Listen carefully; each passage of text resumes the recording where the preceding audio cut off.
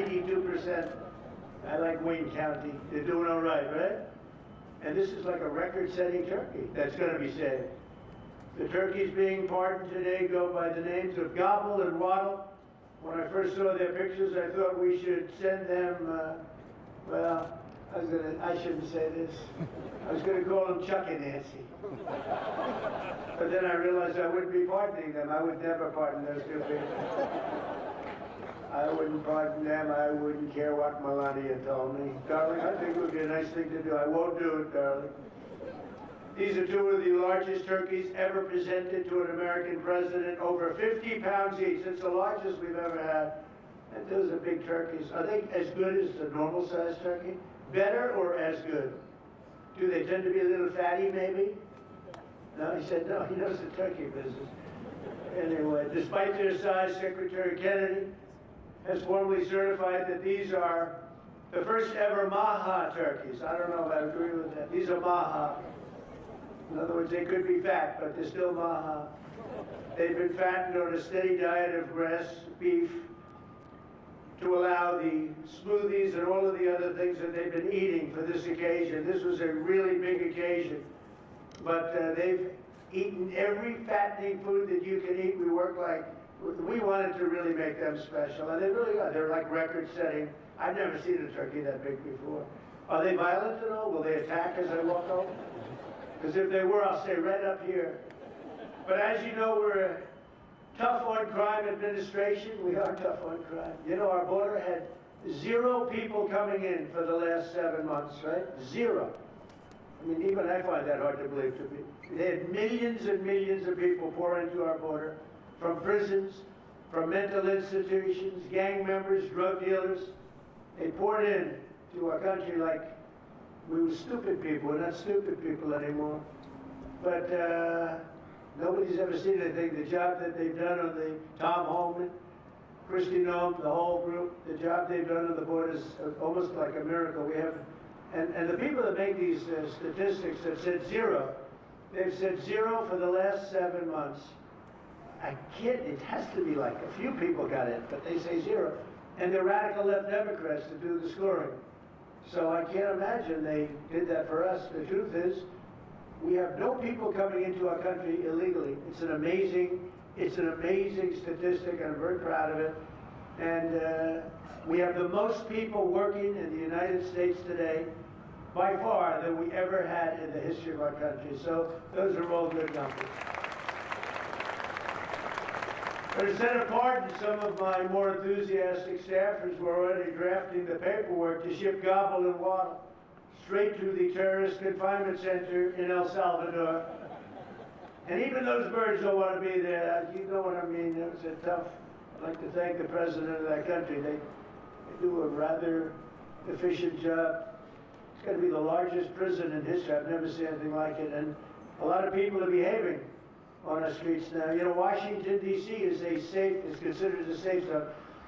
This was one of our most unsafe places anywhere in the United States. It is now considered a totally safe city.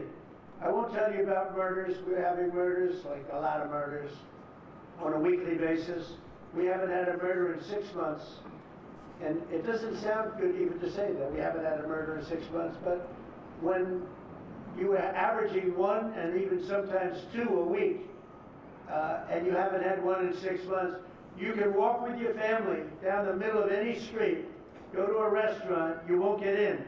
They're opening new restaurants all over, and it's really been a beautiful thing to see. So Washington, D.C. is now a totally safe city, and a year ago it was a criminal mess. We removed, Pam, 1,700 people, career criminals, and people that came to this city from Venezuela and many other places. They were let out of prisons and they came here. They were Tren de Aragua, a lot of Tren de Aragua, that's from Venezuela. And we got them all the hell out of our country, or they're in prisons now. And you can walk down any street in Washington and you're going to be just fine. And I want to thank the National Guard. I want to thank Pete Hegseth. The job you've done here is incredible. And I hear you having the same kind of success in Memphis, Tennessee, where you had an even worse situation. And Memphis crime is down 64% in 3 weeks. And by the time you have 4 or 5 weeks, you're going to have it down almost where there won't be crime. And we could do that in Chicago, by the way, if they would let us. If the mayor was a low IQ person, but he should understand this is a very serious thing. You saw all the crime that took place last night, the night before. The woman with the burning, they burned the woman. They'll be talking about that now. They burned this beautiful woman riding in a train. A man was arrested 72 times. 72 times, think of that. And they'll let him out again. The liberal judges will let him out again. But we're ready to go. You know, we've been moving toward Chicago. We have a governor that thinks it's wonderful that only like 7 people were killed this week. But we are moving toward doing it. We're going to, if crime gets, it's horrible what's happening in Chicago. We could make Chicago a safe city in a period of 4 weeks. In a period of 8 weeks, 9 weeks, 10 weeks, it would be totally safe. And the people of Chicago want us to go there. And if you look at the crime that's taken place in Chicago in the last 2 weeks, just take a look. It's on the front page of every newspaper. It's out of control. The mayor is incompetent, and the governor is a big fat slob. He ought to invite us in, say, please make Chicago safe. We're going to lose a great city if we don't do it quickly. Make Chicago, we'll do the same thing as we did in D.C., the same thing as we did everywhere we've gone. It's become almost instantly safe. And I want to do it in Chicago. So Governor Pritzker, if you're listening, let's get your act together. Invite us in. We're going to make your place so safe. You're not going to have these crimes that are making the newspapers and the front page of every newspaper and television story, news story. We'll make Chicago a safe place very quickly. I looked at the various cases, granting mercy, discovering that the terrible trauma that everyone's going through. And I had a little bit of a Pritzker joke. I was going to talk about Pritzker and size, but when I talk about Pritzker, I get angry because he's not letting us do the job. So I'm not going to tell my Pritzker joke. I have a very cute little joke, you know. Some speechwriter wrote some joke about his weight. But I would never want to talk about his weight. I don't talk about people being fat. I refuse to talk about the fact that he's a fat slob. I don't mention it. On a more serious note, as we gather around the dinner table, I'd like to lose a few pounds too, by the way. And I'm not going to lose it on Thanksgiving, I can tell you that. Because I'm going to have a turkey, but it's not going to be that one. I hope all Americans will have the chance to enjoy the fellowship of family and friends and renew our faith in God's providence. 1 year ago, we were a dead country 1 year ago. The King of Saudi Arabia said it to me. He said it to me actually 4 months ago when I was in Saudi Arabia, Qatar, UAE. He said, you know, 1 year ago, the United States was a dead country, and now you've got the hottest country anywhere in the world. We're the hottest country. We have $18 trillion being invested as of now. We're not even close to being 1 year. The most ever was $2 trillion for a certain country I won't name when during the last administration. In 4 years, they had less than $1 trillion being invested in the country. In 9 months, we have over $18 trillion. It's a number that nobody has ever even thought possible. And that's in building plants and building so many things, investments in our country. Nobody's ever seen anything like it. But we have more people working. We have more people praying. The churches are coming back. I don't know if you've been reading that story, but religion is coming back to America. Some people say, oh, why would you mention that? To me, that's a big deal. And this Thanksgiving, we're also making incredible strides to make America affordable again. Walmart announced that the cost of their standard Thanksgiving meal is 25% lower than just 1 year ago. That's a big deal. According to the USDA, the price of Thanksgiving turkey is down 33% from its Biden era highs. Potatoes are down 13%. Ham is down 15% compared to last Thanksgiving. So We are down to a level that we haven't seen in a long time. Egg prices are down 86% since March, and gasoline will soon be hovering around $2 a gallon. Under our leadership, we passed the largest tax cuts in history, the largest spending cuts in history, the largest regulation cuts in history, and we have fully secured our southern border.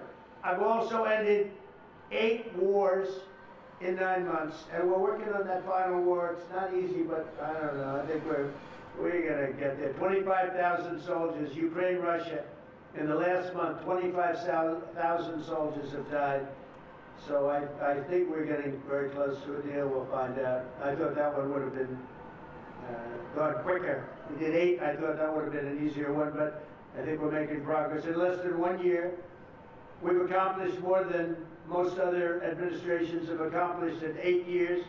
And this is a very special Thanksgiving. We thank God for his many blessings and the great success that this country has seen in this short period of time. We draw strength from the love of family and friends, and we express our undying gratitude for the men and the women of the United States Armed Forces. We love them.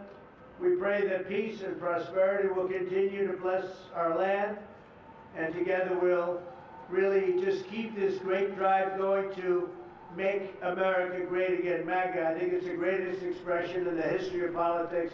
Make America great again.